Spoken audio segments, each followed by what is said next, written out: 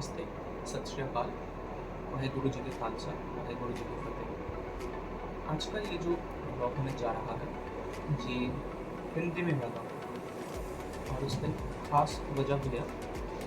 देखिए, आज ये जो ब्लॉग है, मैं इसमें मेरा पाकिस्तान का एक्सपीरियंस शेयर करने जा रहा हूँ। तो इंडिया से मैं कैसे पाकिस्तान गया, फिर वहाँ के लोग कैसे थे, आप एज एन इंडियन अगर आप पाकिस्तान जाना चाहते हैं तो कैसे जा सकते हैं, उनको वीज़ा कैसे मिलेगा, कितना टाइम लग सकता है, कैसे जाएंगे, कहाँ से जाएंगे, कितना बजट होना चाहिए, तो ये सब डिस्कस करूँगा।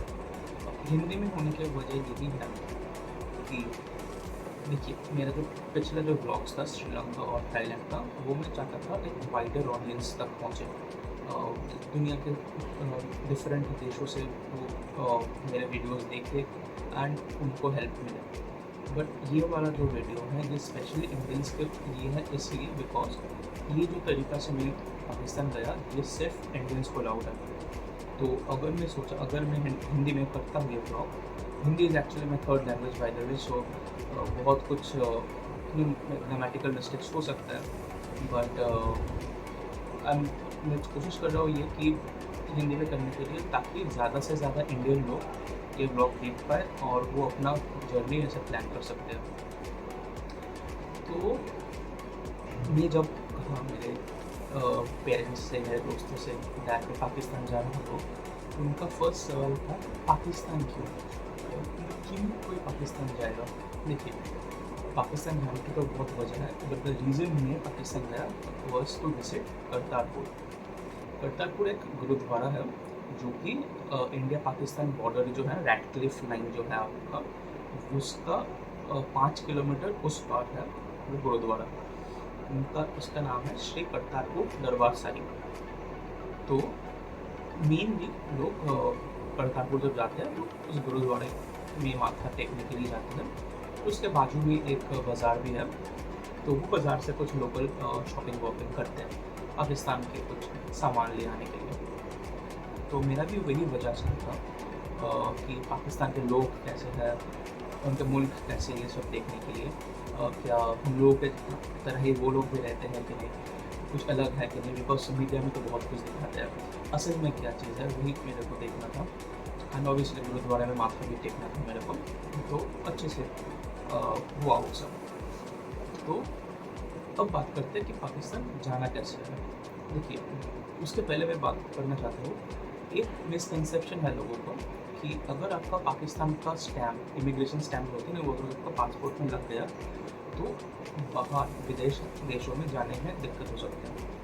देखिए, हो सकता है कि नहीं हो सकता है, ये मेरे को पता नहीं है, बट ये पाकिस्तान मेरा 10th कंट्री था जो विजिट किया मैंने। अब सोच सकते हैं कि काफ़ी घूमता रहता हूँ, लेकिन आप मेरे अगर ब्लॉग्स देखे या पिछले ब्लॉग्स, तो मैं लास्ट महीने थाईलैंड गया था, उसके 2 महीने पहले श्रीलंका गया था। तो अगर ऐसा होता कि पाकिस्तान का स्टैम्प लगने से मेरा फ्यूचर इंटरनेशनल टूर्स इफेक्ट होता तो मैं कभी नहीं जाता, बिकॉज मैं अक्सर घूमता रहता हूँ। बट आपको ये प्रॉब्लम, ये चीज़ सोचने का ही ज़रूरत नहीं है, बिकॉज पाकिस्तान वाले जब आप करतारपुर से जाएंगे, आपके पासपोर्ट में कोई स्टैम्प नहीं करेंगे। वो लोगों का एक दूसरा डॉक्यूमेंट देंगे वो लोग, उन पे ही वो स्टैम्प करेंगे, फिर वो डॉक्यूमेंट वापस ले भी लेंगे। इंडिया की तरफ से भी आप जब जाएंगे तो आपके उस एक डॉक्यूमेंट होगा, उस पर वो लोग इमिग्रेशन स्टैम्प लगाएंगे और आपके पासपोर्ट पे कोई स्टैम्प नहीं रहेगा, कोई निशान नहीं रहेंगे कि आप इंडिया से बाहर गए थे या पाकिस्तान एंटर किए या पाकिस्तान से एग्जिट किए फिर इंडिया में एंट्री की। ये जो 4 स्टैम्प लगता है, ये कोई भी आपके पासपोर्ट में नहीं लगेगा, आपका दूसरा एक डॉक्यूमेंट होगा उस पर लगेगा।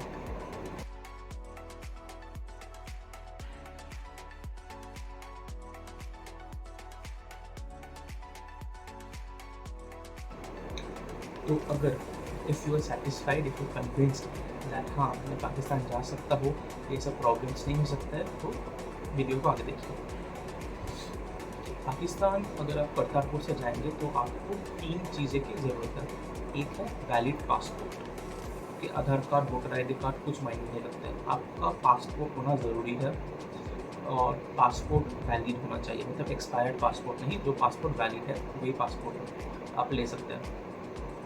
पासपोर्ट को छोड़ के आपको लगेगा ETA, इसको आप एक वीज़ा के तौर पे भी सोच सकते हैं।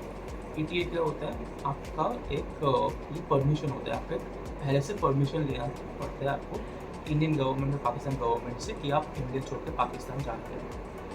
तो उसको बोलते हैं ETA। एक ऑनलाइन में एक फॉर्म भरना पड़ता है, तो उसको भरने के बाद आपका जर्नी डेट से 3 या 4 दिन पहले आपको मिल जाएगा वो ETA। आप चाहे कभी भी भरे, आप चाहे 4-5 महीने बाद भी ट्रैवल करें, तो भी आपको फिर जर्नी का 3 या 4 दिन पहले ही आपको वो ETA मिलेगा। ETA के बारे में मैं थोड़ा डिटेल्स में बाद में डिस्कस करता हूँ, क्योंकि वो मेन वही चीज़ है, वही मेन परमिशन जो आपको ज़रूरत है। ETA पासपोर्ट के अलावा आपको चाहिए कोविड टेस्ट रिपोर्ट। आपको RT-PCR टेस्ट करवाना है, जिसका सैम्पलिंग टाइम आपके जर्नी टाइम से 72 आवर्स बिफोर है। तो जैसे कि मैंने जब ट्रैवल किया था, मैंने उसका 2 दिन पहले मैंने टेस्ट करवाया था, और उस पर नेगेटिव रिपोर्ट होना ज़रूरी है, नेगेटिव देखना ज़रूरी है, वह तभी वो लोग अलाउ करेंगे। तो आपका बेसिकली 3 चीज़ है, आपका पासपोर्ट हो गया, आपका ETA और आपका नेगेटिव कोविड रिपोर्ट। अब आगे अब कैसे जाएंगे, एक्सपीरियंस कैसा रहा। देखिए, बेस्ट वे इज अगर आप अमृतसर से ट्रैवल करते हैं, तो मैं कोलकाता से दिल्ली गया, फिर दिल्ली से अमृतसर ट्रैवल किया। अमृतसर में आप रुक सकते हैं एक दिन के लिए। आसपास भी बहुत सारे कुछ जगह है देखने के लिए, जिन्हें जलियांवाला बाग है, पार्टीशन म्यूजियम है, end of course golden temple तो है ही, वाघा बॉर्डर भी है, फिर और भी बहुत कुछ जगह है जो आप देख सकते हैं। इस सब के बाद नेक्स्ट दिन आप करतारपुर अर्ली मॉर्निंग स्टार्ट कीजिए। हम लोग स्टार्ट किए थे 8 बजे का राउंड, फिर हम लोग 10 बजे पहुँचे थे टर्मिनल बिल्डिंग में। तो 1.5 से 2 घंटा आप पकड़ के चलिए, अमृतसर से आपको लगेगा। अगर आप बस में ट्रैवल करते हैं तो आपको अमृतसर बस स्टैंड तक जाना पड़ेगा। बस से शायद 2.5 से 3 घंटे लग सकता है टाइम आपको। तो वो आपको डेरा बाबा नानक में उतारेगा, फिर डेरा बाबा नानक से आपको ऑटो लेके फिर वो टर्मिनल बिल्डिंग तक जाना पड़ेगा। आप अगर गाड़ी लेके जाते हैं तो आप डायरेक्टली वहाँ पे जा सकते हैं। तो गाड़ी लेके हम लोग जब गए थे, हम लोगों को 2300 रुपीज़ पड़ा था गाड़ी का, बट एकदम पूरा होटल से टर्मिनल बिल्डिंग तक। अगर आप बस में जाएंगे तो आपको होटल से बस स्टैंड एक ऑटो पड़ेगा, फिर बस में चार्जेस पड़ेगा, फिर आपका वहाँ से और एक ऑटो लेके आपको टर्मिनल बिल्डिंग तक जाना पड़ेगा, फिर वापस आने के टाइम भी सेम खर्च पड़ेगा। एनीवे, तो टर्मिनल बिल्डिंग जब आप पहुँचेंगे तो वहाँ पे आपका सबसे पहले सिक्योरिटी चेक होगा। आपको पोलियो ड्रॉप्स पिलाया जाएगा, बिकॉज पाकिस्तान में अभी भी पोलियो है। तो इट डजेंट मैटर कि आपका पोलियो वैक्सीनेशन है कि नहीं, आपको वो लोग फिर भी पोलियो के ड्रॉप्स देंगे, और आपके ETA जो है उस पर स्टैम्प मार देंगे कि आपका पोलियो वैक्सीनेशन हो गया। उसके बाद आपका सिक्योरिटी चेक हो जाएगा, उसके बाद आपका इमिग्रेशन होगा, उसके बाद आपका कस्टम्स होगा। और कस्टम्स में ये लिखा गया है कि आप पाकिस्तान के वहाँ से कोई मिट्टी नहीं ले आ सकते हैं, पाकिस्तान के कोई करेंसी आप नहीं ले आ सकते हैं। आप चाहे तो पाकिस्तान में करेंसी एक्सचेंज करवा सकते हैं। मैं जब गया था, एक इंडियन रुपये के बदले 2.7 पाकिस्तानी रुपये मिल रहा था, विच इज़ अगर आप 1000 रुपये इंडियन रुपीज़ देंगे तो आपको 2700 पाकिस्तानी रुपये मिलेंगे।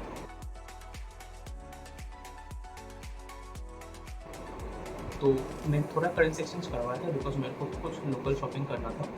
अगर आपको लोकल शॉपिंग कुछ नहीं करना है तो मत लीजिए। अगर आपको लोकल शॉपिंग करना है और आपको पाकिस्तान रुपये कन्वर्ट करवा रहे हैं, मेक श्योर पूरा आप खर्च करके आ रहे हैं, बिकॉज इंडिया में अगर आप पाकिस्तानी करेंसी लेके आएंगे तो आपको जेल भी हो सकता है। और बाकी जो नॉर्मल जो सब चीज़ें हैं, बेसिक चीज़ें वही सेम है, और आप मैक्सिमम 11,000 रुपीज़ ले जा सकते हैं पाकिस्तान में, उससे ज़्यादा अलाउड नहीं है। ठीक है, ये हो गया आपका इमिग्रेशन एंड कस्टम्स हो सकता है। फिर आपको टर्मिनल बिल्डिंग जब आप कस्टम्स क्लियर करके क्रॉस करेंगे तो एक गोल्फ कार्ट टाइप का रहेगा, जो कैबी बोलते हैं। वो गोल्फ कार्ट से आपको 0 पॉइंट तक लेके जाएंगे। फिर आप वॉक करके इंडिया से पाकिस्तान क्रॉस करेंगे, जो रैडक्लिफ लाइन है वो आप वॉक करके ऐसे पार करेंगे। उसके बाद वहाँ से पाकिस्तान का बस आपको पिक करेगा, वो लेके जाएगा आपको पाकिस्तान के इमिग्रेशन बिल्डिंग में। फिर वहाँ पे आपको $20 पे करना होगा।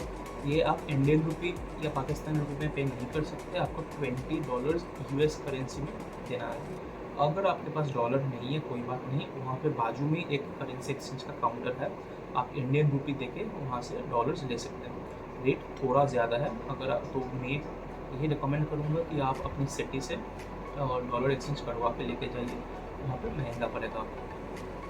तो $20 आप देंगे, उसका एक स्लिप देगा वो लोग, उस स्लिप पे ही वो पाकिस्तान वाले इमिग्रेशन का स्टैंप लगाएंगे।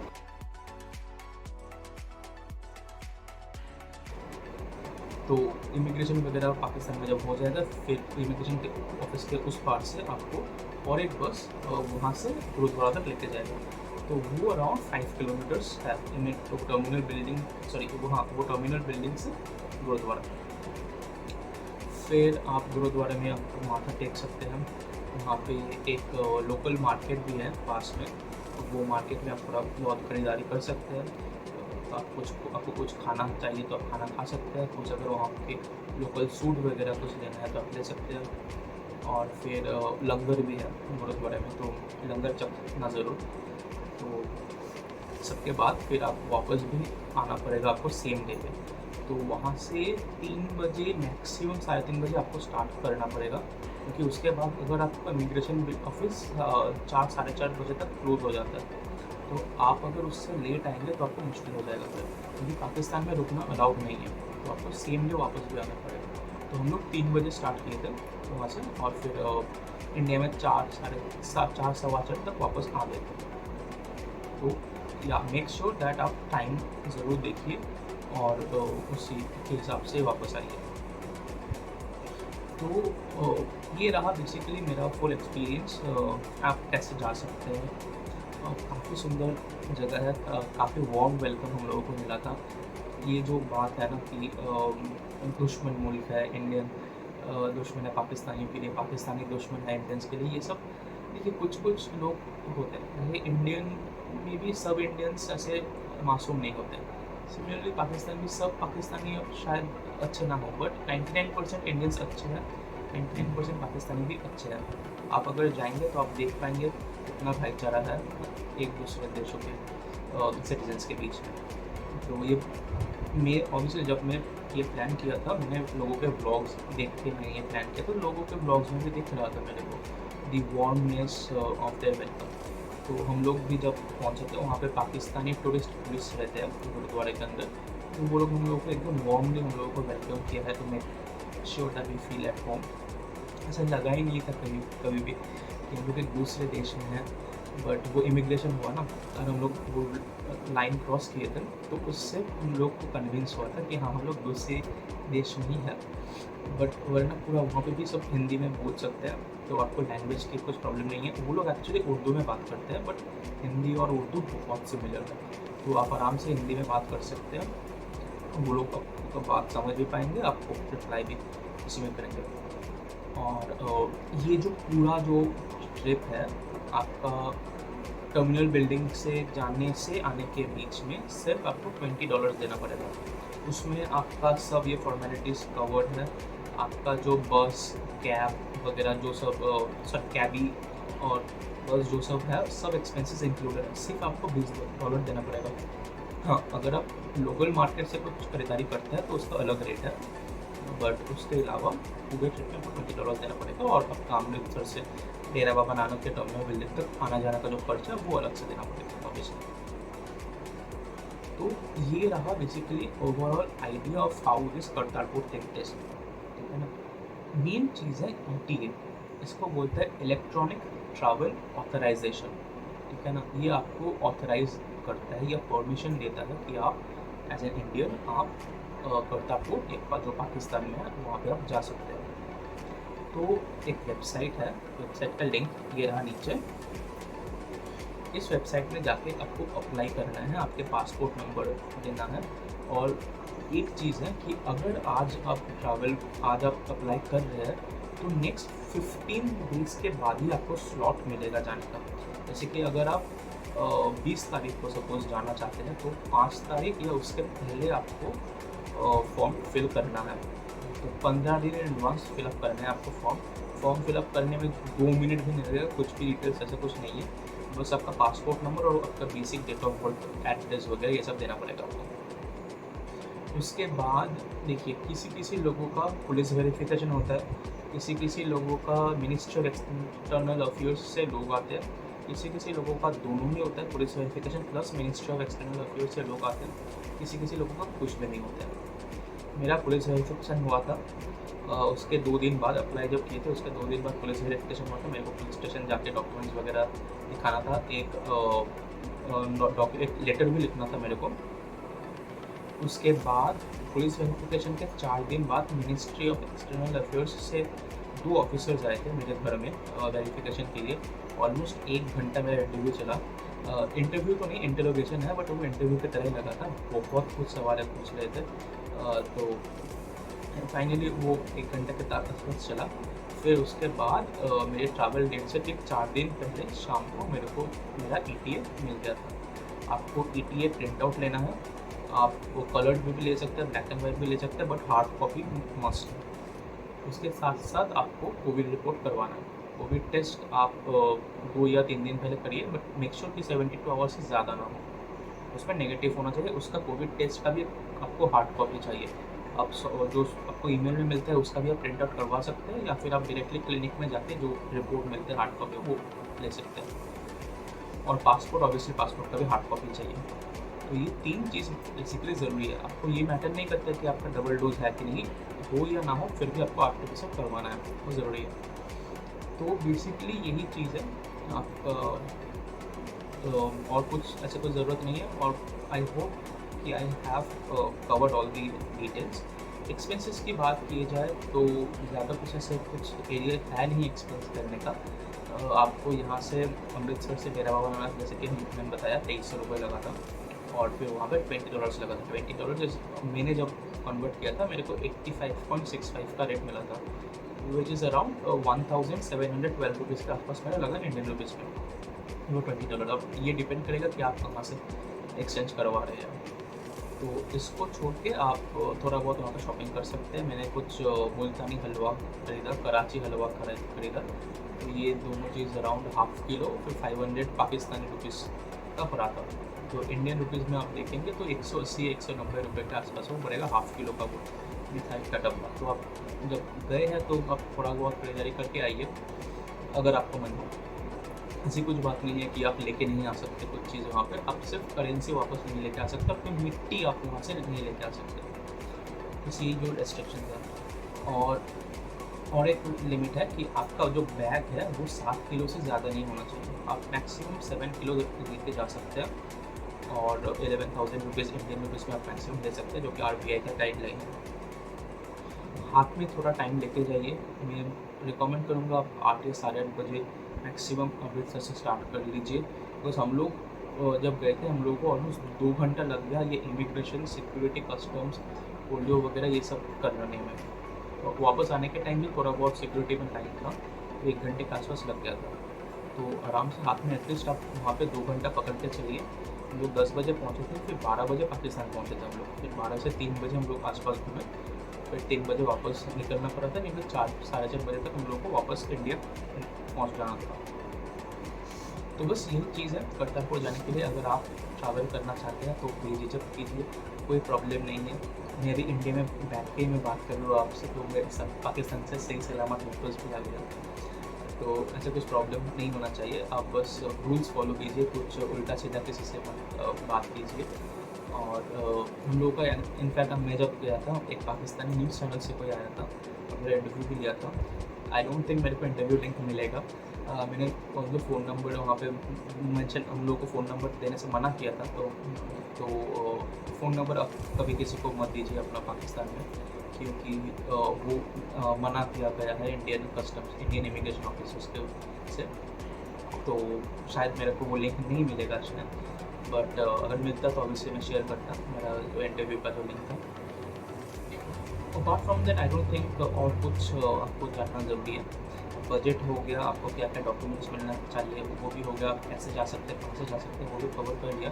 बट अगर स्टिल आपको लगता है कि मैंने कुछ इंपॉर्टेंट डिटेल्स मिस कर गया हो तो प्लीज़ मेरे को बताइए। I will cover that, I will add that part two this video, या फिर मैं कमेंट, छोटू पार्ट है तो मैं कमेंट में भी आपको ऐड कर दूँगा वो। और एक मेरा जो नेक्स्ट ब्लॉग होगा वो होगा, ये करतारपुर जैसे घूमा हो उसका पूरा ब्लॉग रहेगा कि आप देख पाएंगे कि कैसा है, कैसे मैं गया पाकिस्तान, वो सब बॉर्डर एरिया में कैसे है, वो जो पाकिस्तानी रेंजर्स जो लोग हैं वो कैसे दिखते हैं, कैसे बसेस में हम लोग ट्रैवल किए थे। फिर वहाँ पे एक नदी है रवि नदी बोल के, वो रवि के ऊपर जो एक ब्रिज है उससे हम लोग क्रॉस करके गए थे, तो आप रवि रिवर को भी आप देख सकते हैं और ऑब्वियसली गुरुद्वारा को देख सकते हैं। ये गुरुद्वारा इसलिए बहुत स्पेशल है क्योंकि गुरु नानक जी जो थे founder of Sikhism in India, तो गुरु नानक जी अपनी लाइफ का लास्ट 18 ईयर्स, अंतिम 18 साल वो उन्होंने किसी गुरुद्वारे में स्पेंड किए थे। तो इसलिए सिखों में ये बहुत होली एक जगह है। तो अगर मौका मिले तो ज़रूर आप विज़िट करके आइए करतारपुर, काफ़ी सुंदर जगह है और काफ़ी अलग टाइप का एक्सपीरियंस एक चीज़ करने को मिलेगा। ये लोग ऐसे अफवाह फैला के रखते हैं ना कि दुश्मन मुल्क है, दुश्मन मुल्क है। आप देखिए, आप जाइए उस दुश्मन मुल्क में और देखिए अपनी आंखों से कि वो लोग वाकई दुश्मन है कि नहीं। उम्मीद करता हूँ कि आपको ये ब्लॉग अच्छा लगा हो। अगर आपको कोई कुछ क्वेश्चंस, कुछ सवाल, कुछ डाउट्स कुछ भी हो, आप बेझिझक कमेंट्स में पूछिए मेरे से। मेरे को खुशी होगा अगर आपका डाउट्स मैं क्लियर कर पाऊँगा, क्योंकि वही मकसद है इस ब्लॉग बनाने का, ताकि आप लोग इसके बारे में जानें, आप लोगों का जो डाउट्स है, जो मिसकंसेप्शंस है वो क्लियर हो और एक अच्छी जगह, एक प्यारी सी जगह आप विजिट करके लिए। तो यही रहा आज के लिए। फिर नेक्स्ट ब्लॉग में मैं अपना करतारपुर का जो वीडियोज़ वगैरह जो क्लिक किया हो वो मैं शेयर करूँगा, तो वो भी देखिएगा। तब तक के लिए शुभ रात्रि, गुड नाइट।